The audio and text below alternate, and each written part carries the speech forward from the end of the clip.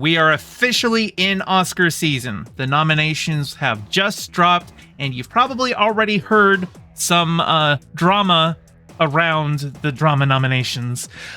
This will not be covering the Barbie stuff. I'll be getting to that in a bit. But since it is my goal to review every single thing that's been Oscar nominated, why don't we go ahead and take a look at what all that entails? So, without further ado, here are the nominees. For actor in a leading role, we have Bradley Cooper in Maestro, Coleman Domingo in Rustin, Paul Giamatti in The Holdovers, Cillian Murphy in Oppenheimer, and Jeffrey Wright in American Fiction. I have not seen Maestro or Rustin, so I can't opine on those yet. But like I said, I'll be watching these in the next couple weeks. So I will be able to talk about these three. The Paul Giamatti, the Cillian Murphy, and Jeffrey Wright. And eventually my plan is to do like a proper tier list segment, but also like my picks for who I think should win, but also who I think will win, because I'm aware that the Oscars are a very voting for things is very political and not always just entirely on the merit of the performance.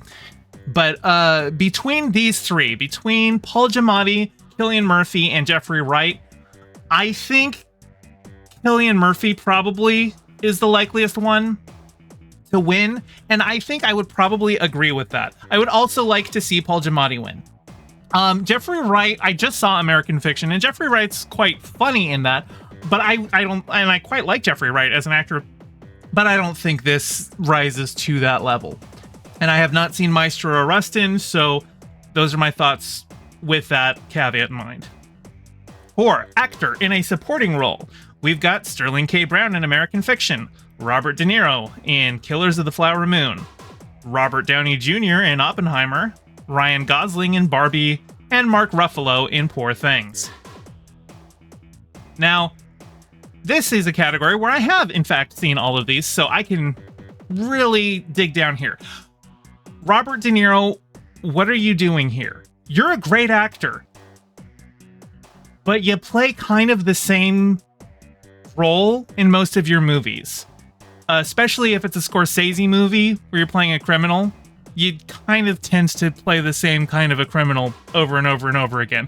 And so you weren't bringing anything new to Killers of the Flower Moon. So while I think you did a good job, it doesn't really stand out in your body of work. So I don't. This just feels like he's been around forever. Sure, we'll toss him the nom. I don't think he's actually in contention for winning this one. Sterling K. Brown, that nomination surprised me. I didn't think American Fiction was going to get as many nominations as it did, but I'm actually pleasantly surprised with this one. I didn't really talk about his character in my review of American Fiction, but he plays Jeffrey Wright's character's brother, who has realized as an adult that he's gay and is trying to make up for lost time. And I actually really liked the way that he was kind of playing an adult who's still kind of like going through a second adolescence or a second puberty kind of a thing. Not in a trans way necessarily, right? Because second puberty, that's often something talked about with being trans. But now that he's like out of his marriage to his wife and is able to actually explore his homosexuality, it was interesting seeing that, but also he's kind of a mess. And I really liked his performance in that. Robert Downey Jr. in Oppenheimer was fantastic. He could easily go to him. Ryan Gosling as Barbie. I think Ryan has a really good shot at winning this one. He did a good job in it, but I think there are better performances around him than what he gave as Ken. He might still win it, which, given my next segment, would probably kind of twist the knife a little bit more. But let's get to my favorite pick here, which is Mark Ruffalo in Poor Things. He plays a hilariously despicable character. I loved every minute that he was in the movie. I loved to hate him in the movie, and he played it so funny. I'm really looking forward to seeing how this one competes at the Oscars. With that, let's get on to actress in a leading role, and you'll notice Margot Robbie is not nominated here. But the nominees are Annette Bening in Nyad, which I have not seen, Lily Gladstone in Killers of the Flower Moon, Sandra Huller in Anatomy of a Fall, Carey Mulligan in Maestro, which I have not seen, and Emma Stone in Poor Things. So since I have not seen Nyad or Maestro, I can't talk about those yet, but let's talk about the three that are here. Sandra Huller getting nominated in Anatomy of a Fall actually surprised me. Anatomy of a Fall, because it didn't get Best Foreign Film nominated, France didn't put it forward. There was some like political reasons for it. I was really worried about its performance at the Oscars, but it's actually been nominated for quite a few things. And I really liked Sandra Huller's performance in this film. I would be happy to see her win it, but I don't think she's going to.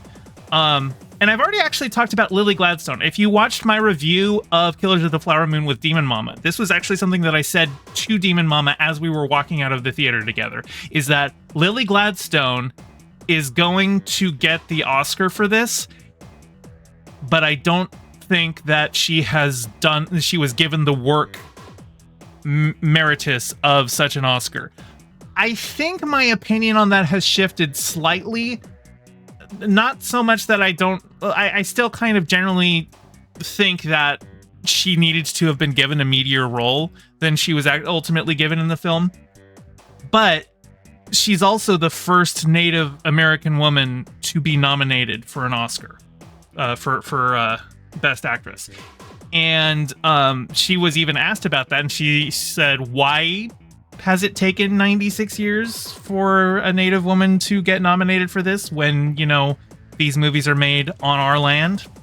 And as much as, I want the Oscars to just focus on the performance, I'm also aware that it is a political mechanism. And there is certainly a good opportunity for somebody in a specific position to give a really good speech.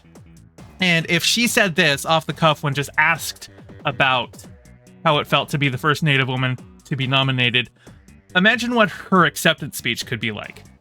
And then Emma Stone in Poor Things. If you've seen my review for Poor Things, I think Emma Stone knocked this one out of the park. She could easily win this one, and I think it would be deserved as well. But I can't speak to Annette Bening or Carey Mulligan yet. That Deathful says, because white people are still trying. Yeah, no, it really. So I would say I have changed my mind, and I think Lily Gladstone should win it.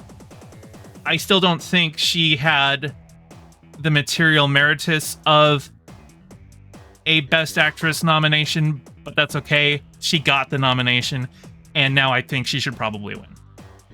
Now we've got actress in a supporting role. We've got Emily Blunt in Oppenheimer, Danielle Brooks in The Color Purple, America Ferrera in Barbie, Jodie Foster in Nyad, and Divine Joy Randolph in The Holdovers. And I have not seen Nyad, so we'll talk about the other four. Emily Blunt in Oppenheimer, she plays Robert Oppenheimer's wife. And I think she's really good in it. Oppenheimer was a really good film. It's not my favorite pick. In fact, when I did my tier list for all the movies that are reviewed in 2023, Oppenheimer didn't even make S tier. So it is a supporting role, so that those tends to go to smaller roles. But I do remember finding her performance in this movie really strong, and especially just the way that she is dealing with her husband's infidelity while she has to defend him while he's being investigated under McCarthyism and all this stuff. She gave a really strong performance there. Danielle Brooks in The Color Purple. I'm gonna be honest, The Color Purple was not that great of a movie, and her performance in it was fine, but nothing to write home about. Like I said, The Color Purple, because it's a remake and because it wasn't actually trying to say anything new, it was just telling the same story but in a musical version, I don't think it deserved any Oscars, honestly. her performance is fine, but I think there's better ones here. America Ferrera as Barbie. Okay, I'm gonna level with you guys. The only reason she has this nomination is because of the speech that she gives in the movie. The speech about all of the contradictions of being a woman in modern society. And that scene is very memorable to a lot of people because it spoke truths that, maybe young woman hadn't heard before. And I think as pop feministy as Barbie the movie is, I think it was a good speech, but I think that's on the writing, right? And America Ferrera, for the rest of the movie, she just was kind of like, she was okay. And so I really think that people are clamoring to give her this for something that was really just her doing an okay job reading somebody else's really good speech. So I don't think she deserves it.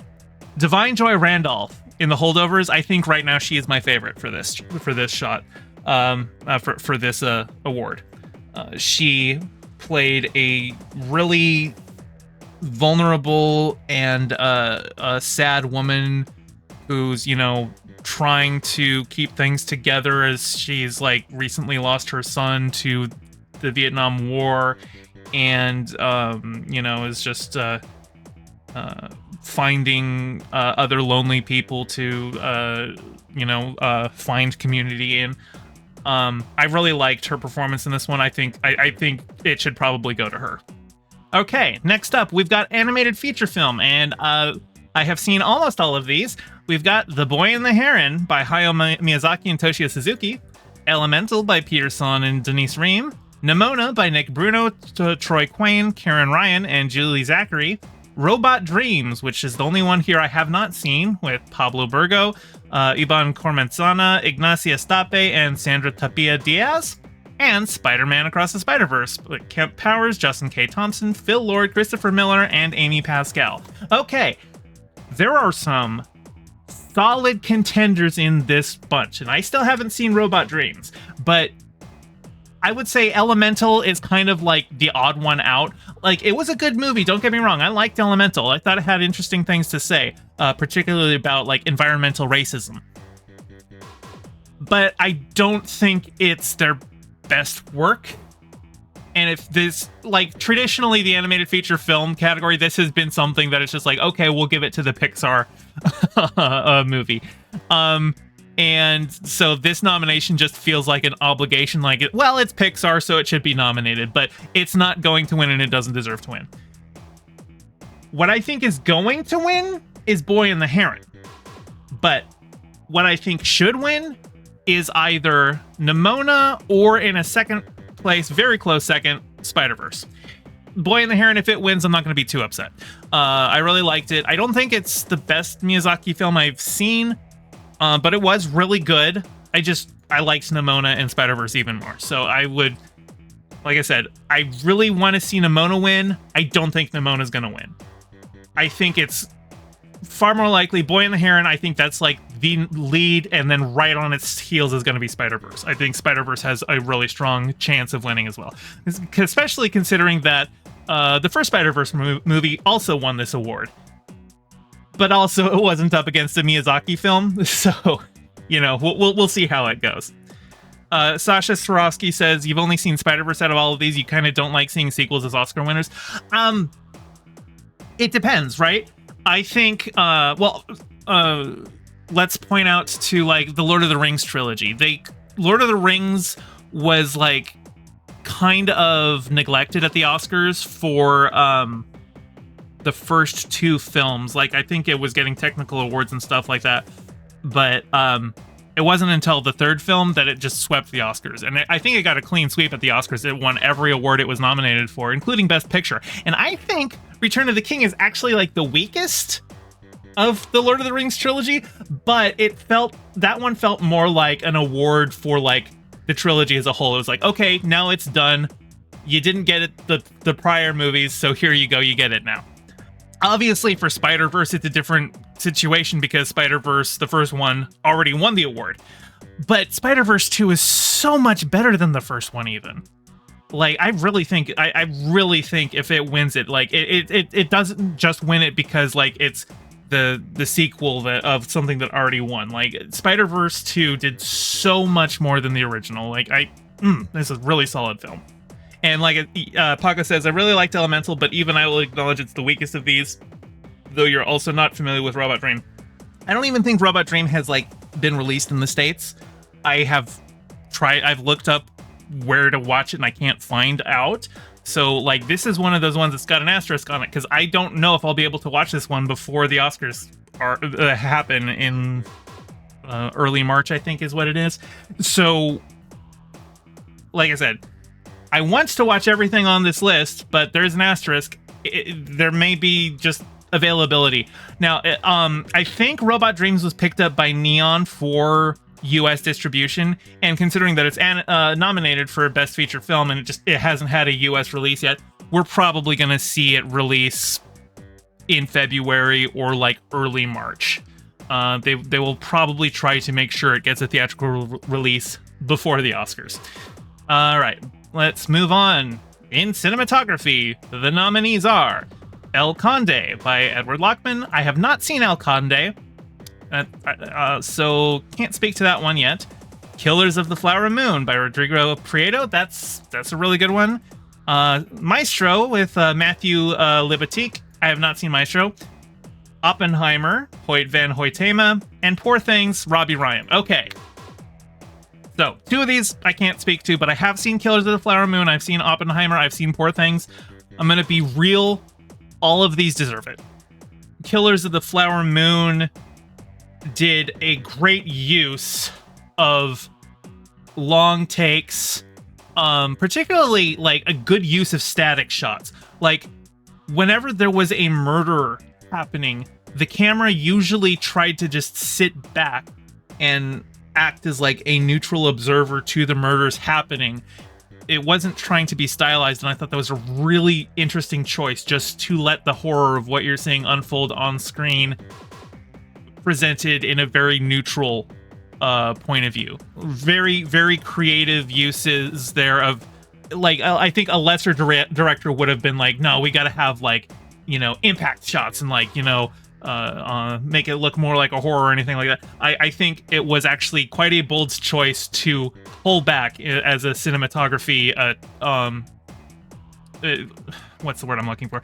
I think, showing restraint in this film was actually, I think, a very solid choice. And then we've got Oppenheimer. It's a Nolan film. Nolan films always have really strong cinematography.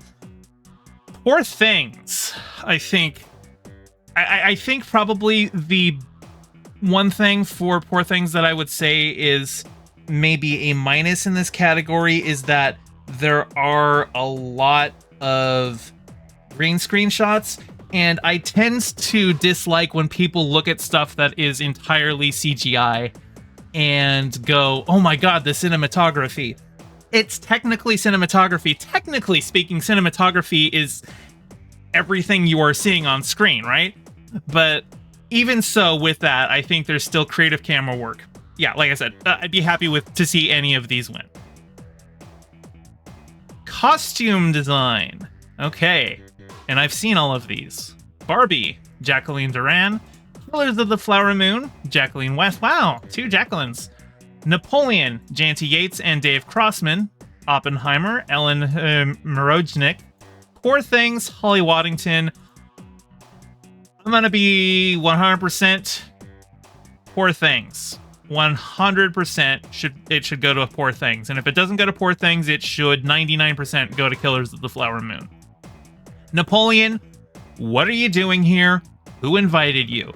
You're getting this because it's a period piece, but honestly, I have seen French costumes before, French military costumes before, and they could have easily just pulled these out of a warehouse from the last time somebody made a French Revolutionary era film.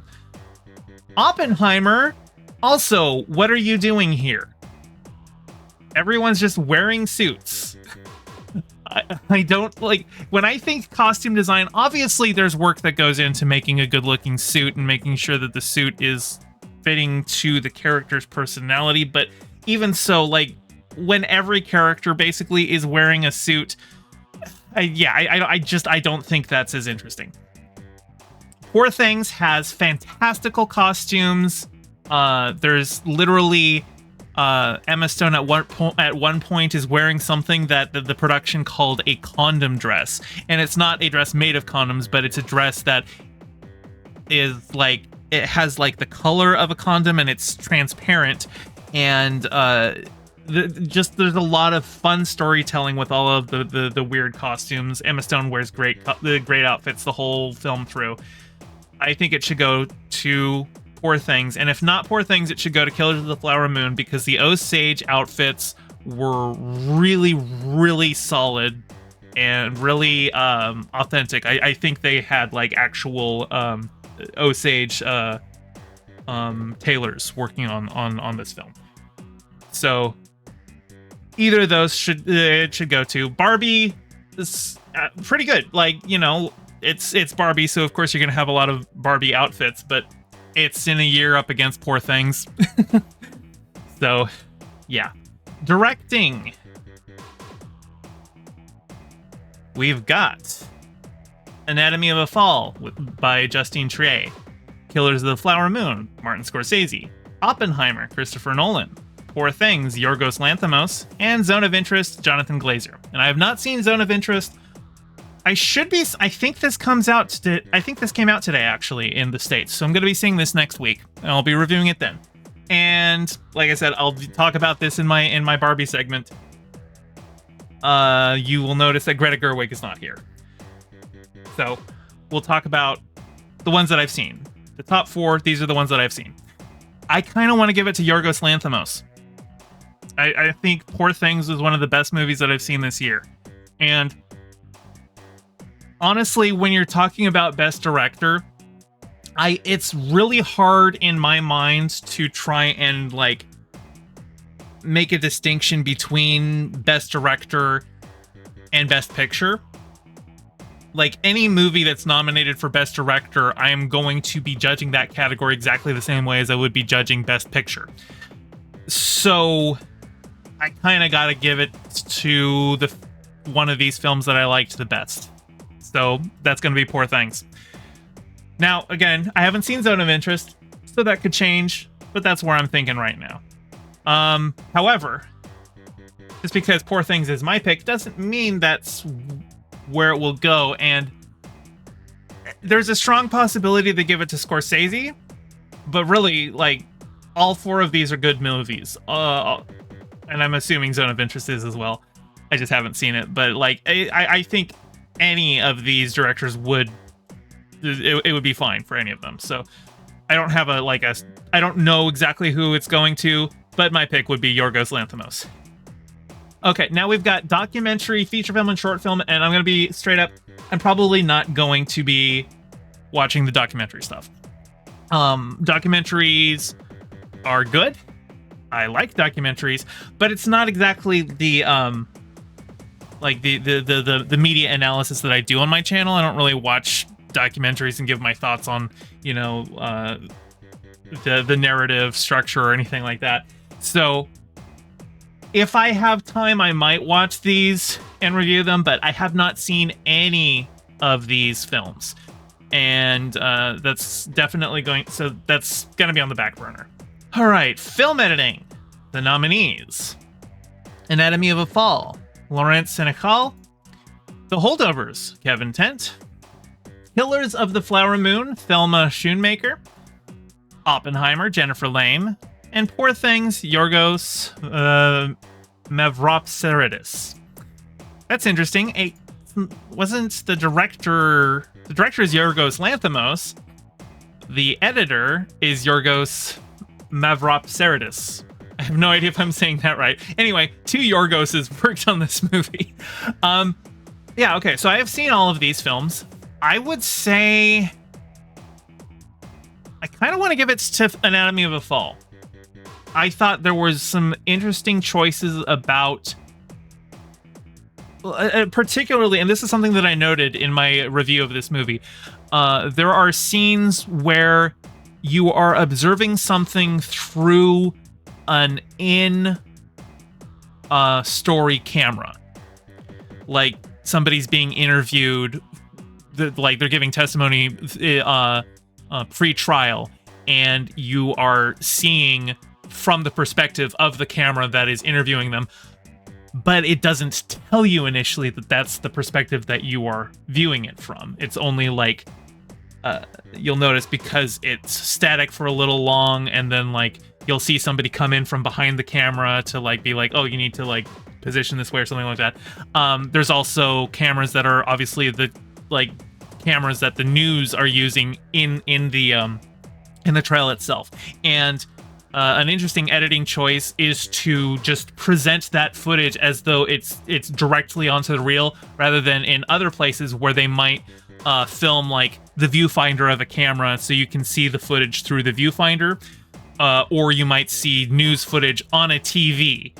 Instead of doing that, they just directly show that footage, and choosing when to cut away from that and everything like that, the long times that they spent on those, I thought that was a really interesting editing choice. So I kind of want to give that to Anatomy of a Fall. Holdovers is a fairly traditionally edited film. I don't really know what it's doing here. It's a good film. I don't think it's winning. Killers of the Flower Moon, again, the choice to have long, unbroken shots of the murders happening. That is both a cinematography choice and an editing choice. And so that's really good. Oppenheimer, well edited. Now, full disclosure, I'm not like, the best at editing myself or anything like that. I mean, I took like a video production class in high school, but I'm not like a super strong editor, so I'm not as knowledgeable about these things. I can only kind of give my initial thoughts. Poor Things, also fantastic. I think it's probably going to go to Oppenheimer, but I would like to see it go to Anatomy of a Fall. Naktaub says Oppenheimer was a bit too long. It's a Nolan film. It was about the length that you would expect a Nolan film to be. Killers of the Flower Moon, actually, now that we're talking about it, there was no intermission, and the editor was actually upset that there were some theater chains that were adding in an intermission without permission, because like, that's not the way we made the movie. We deliberately made this movie to be seen in one unbroken sitting, and so that alone makes me be like, Thelma, you do know people have bladders, right? So maybe I can give her points away for that one. But yeah, again, I think it's probably going to Oppenheimer. I'd like to see it go to Anatomy of a Fall. International feature film, I have not seen any of these yet. I will be seeing all of them. Most of them are coming out actually in the next few weeks in theaters. So I will easily have an opportunity to see them. I think Society of the Snow is on Netflix already, so I should be able to watch that one pretty much any time. Interesting that the Zone of Interest is from United Kingdom, because I thought one of the requirements of international feature films is that it has to be majority not English. And I think that was possibly another reason why Anatomy of a Fall might not have been submitted to this one, because Anatomy of a Fall was about half English and half French. But it's also my understanding Zone of Interest, even though it's submitted from the UK, it's like a Holocaust movie, I think. Again, I haven't seen it. I'm not 100% sure. But so it would probably mostly be in German at that point. So just seems weird that it's submitted from the UK if it's set in German. I don't know. Who knows? I don't know. Like, I mean, Star Wars is usually filmed at Pinewood Studios in the UK. Can we submit Star Wars as an international feature film? I don't know the rules on that. Makeup and hairstyling. Here we go. Okay. Nominees: Golda, Karen Hartley Thomas, Susie Battersby, and Ashra Kelly Blue. Maestro, Kazuhiro, Kay Georgiou, and Laurie McCoy Bell. Oppenheimer, Louisa Abel. Poor Things, Nadia Stacy, Mark Coulier, and Joss Weston. Society of the Snow, Ana Lopez Puigcerver, David Marty, and Montse Ribe. I have not seen Maestro or Society of the Snow, so I can't comment on those yet fully. But I will note that the first two here, Golda and Maestro, feature non-Jewish actors playing famous Jewish people in makeup to make them look more Jewish. One might call that Jew face. And I can't speak further to Maestro because I haven't seen it, but I have seen Golda, and I will say that if this wins the Oscar, I will eat my hat. I don't have a hat. I will have to buy a hat and then eat it. This movie is bad, and the makeup is bad. Helen Mirren is not an expressionless actress. She's got quite a range, but they put her in such heavy makeup so that she could resemble better Golda Meir that she basically couldn't emote at all. And that's not a good makeup job. Especially because at the end of that film, they show footage of the actual Golda Meir, and you can see that she actually has a quite animated face. And so it just stood even further in contrast. This does not deserve to win. This does not deserve to be nominated. It's only nominated because it's Helen Mirren, an accomplished actress in a biopic, wearing makeup. It's not good. Should not go to it. With Maestro, haven't seen it yet. Can't comment further, other than that I know there have been issues, allegations of Jew face. We've got Oppenheimer, Poor Things.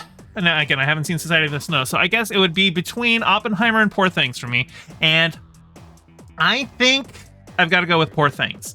Now, Poor Things does have some creature work makeup, like Willem Dafoe. He's got a very scarred face. He looks like he's been cut apart and put back together. But actually, my thought on the makeup for Poor Things is the choice of makeup for Emma Stone herself. And sometimes the choice to not use makeup. Because the plot of Poor Things is she's a baby's brain put into the skull of an adult woman. And so it's just watching this adult person grow from a baby to a fully realized woman, and the makeup choices used in that are very reflective of that, because when we first see her character Bella, she's not wearing makeup because she's like a toddler at that point. Toddlers don't wear makeup. It's a very interesting choice there, and just seeing her gradually grow into wearing it and all of that stuff. And of course, I think Willem Dafoe's makeup, very good job there. So I think I want to give it to Poor Things. Oppenheimer, I'm not a makeup artist myself, and this movie didn't have anybody with any kind of alien looks to them, right? It's a period piece. So the most that you can talk about is how authentic was the makeup for women at that time, and how well was the makeup for Cillian Murphy himself. I don't know if they did much to his face to make him closer resemble Oppenheimer, if they tried to sink his cheeks in more or anything like that. Again, I haven't looked into the behind the scenes of it. It all looks fine. I'm not a makeup artist, so I can only speak to what I can actually recognize. And from what I can recognize, I think Poor Things should get it. But again, I haven't seen Maestro or Society of the Snow. That opinion could change. Music, original score. Okay, I have seen all of these films. Let's go. We've got American Fiction by Laura Cartman, Indiana Jones and the Dial of Destiny, John Williams, Killers of the Flower Moon, Robbie Robertson. Hey, doesn't Robbie Robertson work at the Daily Bugle? Isn't he the one who's always defending Spider-Man to Jameson? What's he writing music for? Oppenheimer, Ludwig Göransson, and Poor Things, Jerskin Fendrix. Jerskin Fendrix, that is an interesting name. I'm gonna be real. Oppenheimer's going to win. Oppenheimer deserves to win. Ludwig Göransson is the linchpin to this movie. Because the movie is 2.5 hours of people sitting in a room and talking, if it weren't for Ludwig Göransson's score, it would end up being a very boring affair. But he gave it such a driving and intense feel. And Ludwig Göransson, he's done a lot of really good stuff, both in terms of like he's collaborated with Childish Gambino on music on songs before. He did the score to The Mandalorian. He's worked on a lot of stuff. Really solid musician, probably one of the best out there right now. And he knocked it out of the park.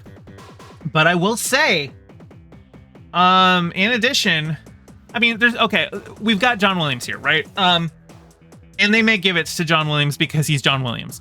And like, who knows how many more opportunities they're going to have to give John Williams Oscars. But John Williams also, I think, has more Oscars than any other person on the planet. So he doesn't need them more. And he did write, new stuff for Indiana Jones and the Dial of Destiny, but it's also still like, it's another Indiana Jones movie. How much more ground are you going to tread there? Aside from Oppenheimer, Poor Things had a really unique score. Very weird, very dissonant, lots of like plucked strings and interesting percussion. And I think it's probably one of the most unique scores I've heard in a long time. And I think it definitely, I think it could also win. Like, if Poor Things won, I would still think Oppenheimer deserved it more, but I would totally understand Poor Things winning it. American Fiction, I really don't remember the score of. And I guess that means it can't get it. If I don't even remember the score to the film, it wasn't memorable enough to me to merit being on here. I remember like a decade ago, I saw the movie Gravity on a date with someone. And we got out of the theater and I was like gushing about the score. And she was like, "Oh, I don't even remember it." I was like, "You don't remember the score? What?" Like, that was, oh my God, that was amazing. And then Gravity won Best Original Score. I wasn't even dating her at that point, but I texted her going, "I remember," and she's like, "Oh my God, you called it." So I think, and usually whenever wins Best Original Score has been something that I have been generally really impressed with. So I feel fairly strong in saying Oppenheimer is going to win, but I also think Poor Things could win, and I would be totally happy to see them win. That was a really unique one. Killers of the Flower Moon, I barely remember it at this point, but also it's been a while since I saw that movie, and there was a lot else going on with it. I do remember there was some good stuff, some good use of native music in it, but it has been a while. Music, original song. Okay, I do have a complaint here. Now, I haven't heard The Fire Inside, and I haven't heard It Never Went Away. These are from Flamin' Hot and from American Symphony, movies that I haven't seen. And let's be real, it's just Best Original Song, so I don't need to see these movies. I can just listen to the music. I can just listen to the songs and judge it on that. Barbie gets 2 songs. Barbie gets I'm Just Ken, which I expected I'm Just Ken to get nominated, and What Was I Made For, the Billie Eilish song. And I'm gonna be real. How does Barbie get 2 nominations and neither one of them are Dance the Night? I'm a big fan of disco. I think disco gets slept on. And Dance the Night is a really solid piece from Dua Lipa. And it was worked well into the film. Like, Dua Lipa wrote it specifically for the film. She was like reworking the lyrics and everything to make sure it fit with the scene that it was in. I think it's a very well integrated disco piece that also works well as a radio hit, just on its own. I think it should be here. Wazashi, a song from My People from Killers of the Flower Moon. I need to re-listen to that. I'm not sure. I obviously I've heard it because I've seen the movie, but I need to re-listen to it. So I can't really give further opinions on these other than I'm mad that Dance the Night didn't make it here. Okay, now we've got Best Picture here, but there's actually like other categories after Best Picture. I have no idea how this list is organized, but Best Picture. Now, in past years, Best Picture had only 5 categories, but I think they made the right choice in expanding it to 10. They did that a couple years ago, and I like that they do that because it allows them to add more interesting choices, and it also means people are more interested in seeing it because more things that they have seen have a chance to get there. And, you know, the Oscars, like watching the Oscars, you know, the Best Picture, this is like the Super Bowl of the movies, right? It's specifically who wins Best Picture. So I know that I'm more likely to watch the NFL playoffs if the Seahawks are in them. So it just kind of makes sense to add more categories here. So we've got American Fiction, Anatomy of a Fall, Barbie, The Holdovers, Killers of the Flower Moon, Maestro, Oppenheimer, Past Lives, which I have not seen, Poor Things, and The Zone of Interest, which I have also not seen. Zone of Interest, I think... Yeah, Zone of Interest I'm going to see next week. Past Lives, I think that comes out in the States in a couple weeks here. It's a Japanese movie. But let's see. Of the ones that I have seen, I've seen American Fiction, Anatomy of a Fall, Barbie, Holdovers, Killers of the Flower Moon, Oppenheimer, and Poor Things. And I think Poor Things should win. I don't know who's going to win. This is a pretty wide open category. I think Barbie has a real shot at winning. I could understand it winning. Maybe I want to see Anatomy of a Fall win, though, because when I saw Anatomy of a Fall, I was like, this should get Best Foreign Film. And then it didn't get Best Foreign Film because of political reasons, but joke's on them, it got nominated for Best Picture. And it was really good. I don't know if it's better than everything else here, but I'd be happy to see Anatomy of a Fall win. But I think probably we are more likely to see it go to Oppenheimer or Barbie. And I don't think it should go to Oppenheimer. Like I said, I don't think Oppenheimer was an S-tier movie last year. I would be okay with seeing it go to Barbie, but I kind of want to see it go to Poor Things or Anatomy of a Fall.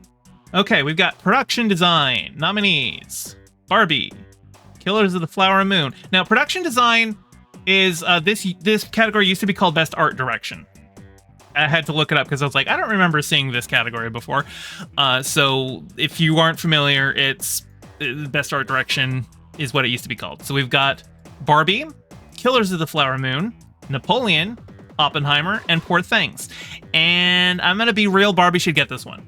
I really appreciate that they actually built out Barbie Land.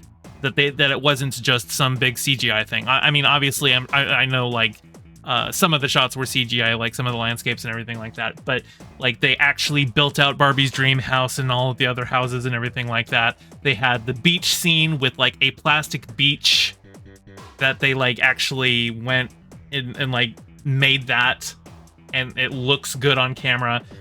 So many little things that they built out for, you know, the doll houses that looked like it belonged to a doll, but also didn't just look like some tiny toy thing that had been blown up. It still it had that heightened realism to it. It was like, here's how the dolls would perceive these toys looking to them.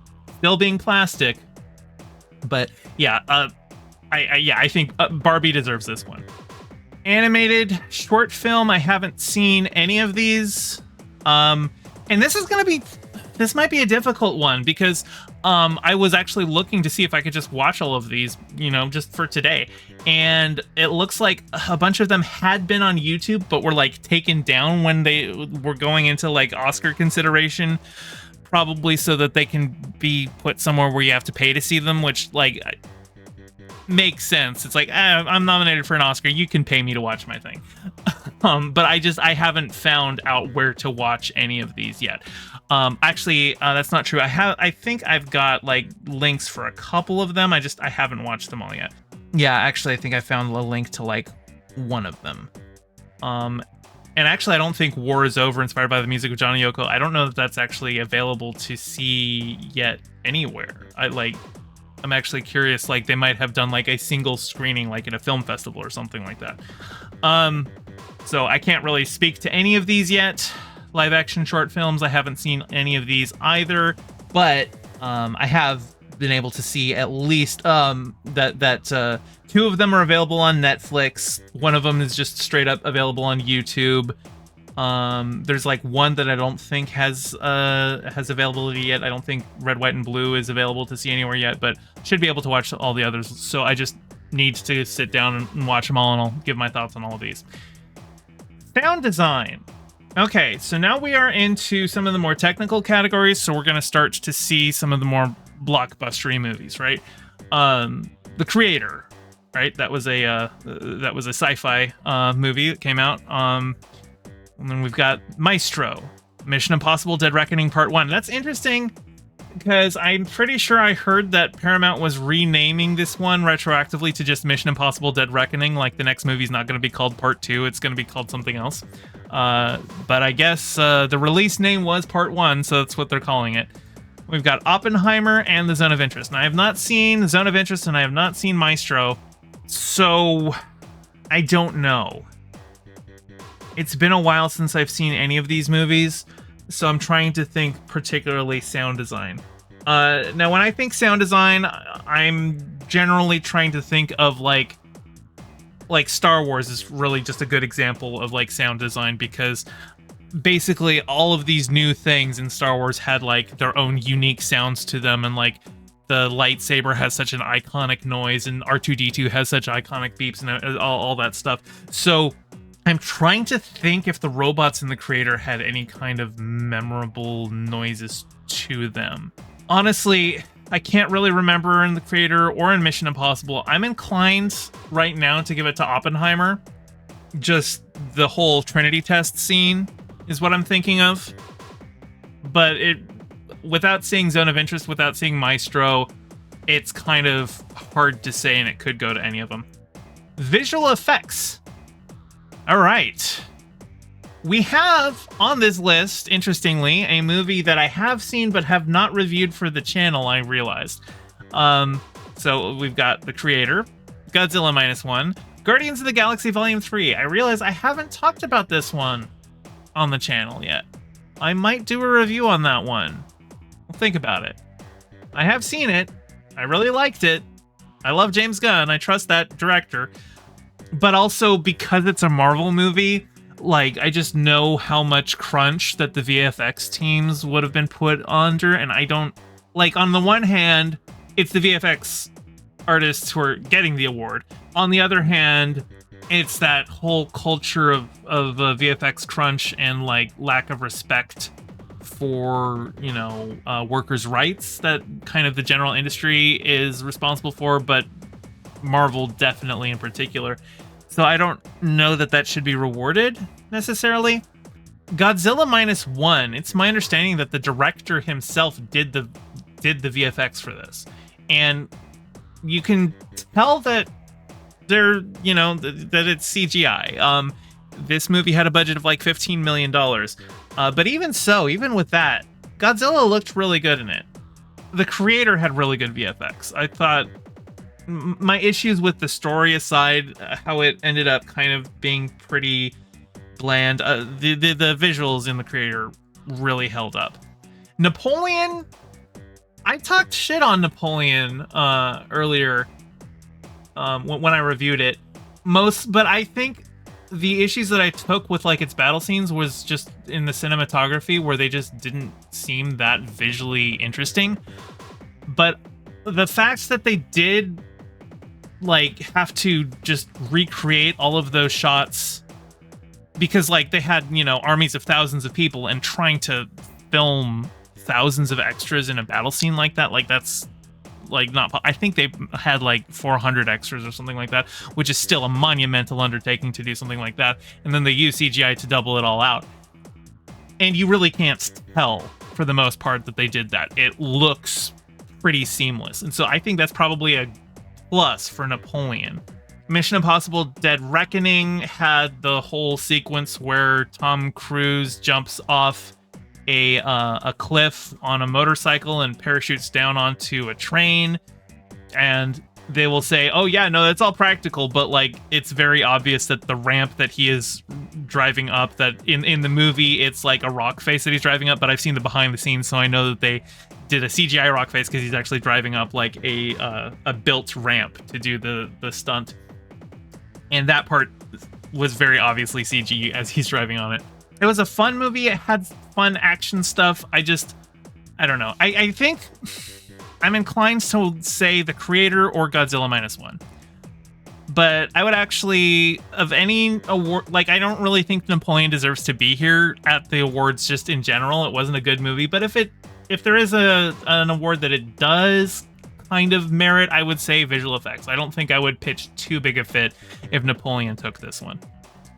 All right, we've got writing, adapted screenplay. Excuse me. The nominees are American Fiction, written for the screen by Cord Jefferson; Barbie, written by Greta Gerwig and Noah Baumbach. This is, I think, the only nomination that Greta Gerwig in particular has for this film. And like I said, I think she probably got snubbed for director. And so it does kind of sting that the one she is up for, she's sharing credit for. But Oppenheimer, written by Nolan; Poor Things by Tony McNamara; and The Zone of Interest by Jonathan Glazer. I haven't seen The Zone of Interest. For all of these, I kind of want to give it to Oppenheimer. Oppenheimer or Poor Things. But I think it's going to go to Barbie. And I think it's going to go to Barbie so that they can say, no, see, Greta, she got one. Yeah, we'll see how it goes.